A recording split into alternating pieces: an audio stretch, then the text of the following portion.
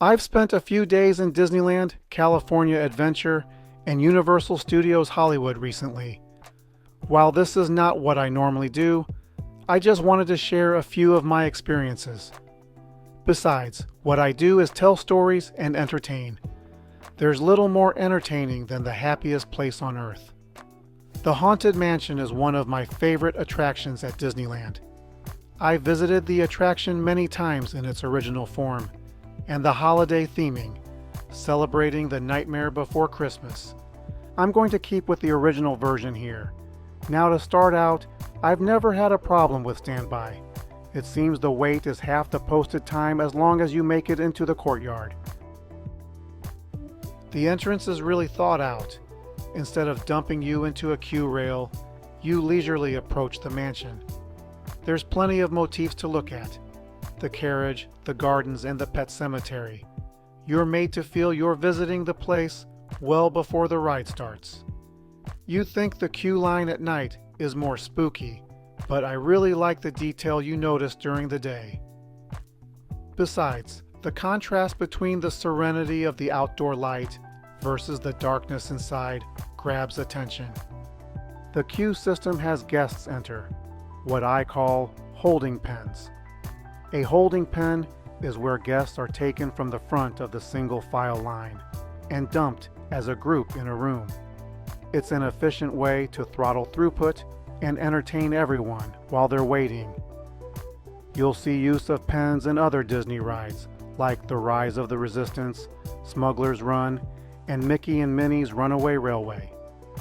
After being stuffed in a room with other visitors, one of the walls will open up and you'll be herded into the stretching room. The ghost host will greet you with his ominous voice as you gaze into the seemingly innocent portraits. The room will stretch, revealing more of each work of art and its true ironic meaning.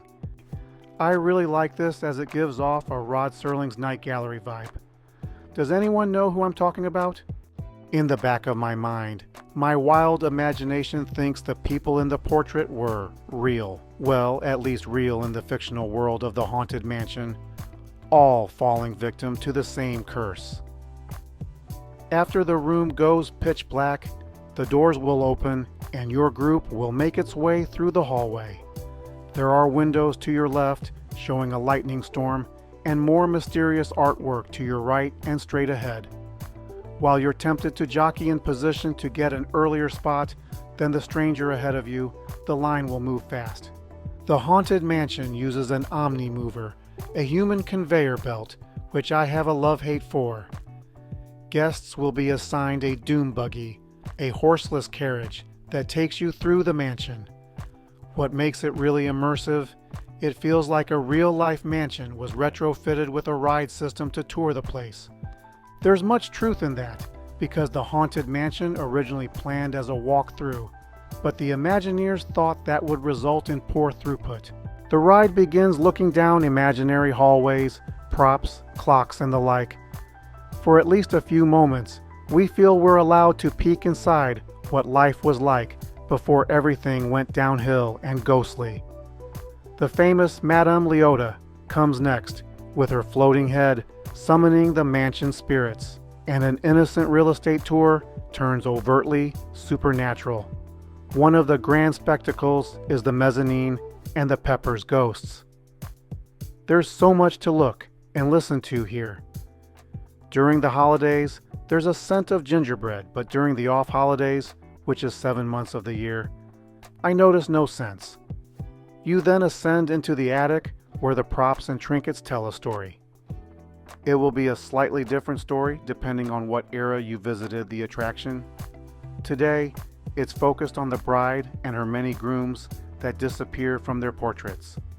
Then comes the descent into the graveyard, and the tone of the ride changes abruptly.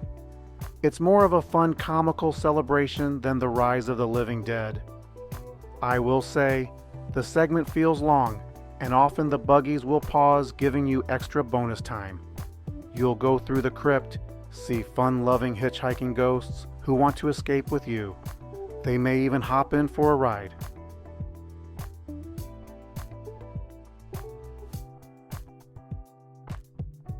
You're going to ride up on your own moving walkway, where a tiny ghost will ask you to hurry back. There are still a couple things to look for in your final seconds before exiting. Other than responsibly returning you to the park, it thematically has you escape the crypt and return to the surface. You can choose to detour to the gift shop. What I love about the Haunted Mansion is the immersive feeling from the moment you decide to step onto the grounds through the end. It does, by design, have that Winchester Mystery House feel. That something looks unassuming from the outside is chaotic and unsettling indoors. In my opinion, you'll probably find more ghosts here than the Winchester House. I'm going to stress again how I love the detail, and you can humor yourself into believing it's a real mansion in New Orleans Square. Never mind you're really traversing to a giant soundstage behind. Why I think I gravitate to attractions like this is because it's not tied to an existing IP. It's an open world. All I know is what the ghost host tells me. There's no synergy or cross-branding, which you see a lot in Avengers Campus, but that's another video. And no, I'm not counting the 2003 The Haunted Mansion movie with Eddie Murphy, since the attraction opened well before the movie in 1969. Wait, there's another movie? While no attraction is perfect, there's little to complain with The Haunted Mansion. The new gift shop is a little underwhelming, but that's not the fault of the ride. You're out of luck if you visit when the Haunted Mansion goes under refurbishment, redecorating before and after the haunted holiday theme. That's more of a production issue though. I will say the ride feels quicker than it is, because it's broken up between two different themes. A scary first half versus a more fun second half. This too is by design, where the original Imagineers compromised and combined their visions. It's like getting two rides in one. If you count the Nightmare Before Christmas skin, you are getting a second ride in some ways. If I had to reach down for criticism, and that's what I promised, shallow criticism. If you're a Haunted Mansion aficionado, and I'm not, you are going to notice and call out any little change. The most recent change in the attraction is the promotion of the bride, who you'll see many portraits in the attic. While I think the portraits of the ever-changing grooms vanishing before your eyes is neat, it's a little on the nose. I would have not made them so overtly prominent and in your face. It's almost jarring. The ghostly bride at the end, though, was really well done. The Haunted Mansion is a great attraction in one of my favorite lands at Disneyland. It would be a shame to miss it.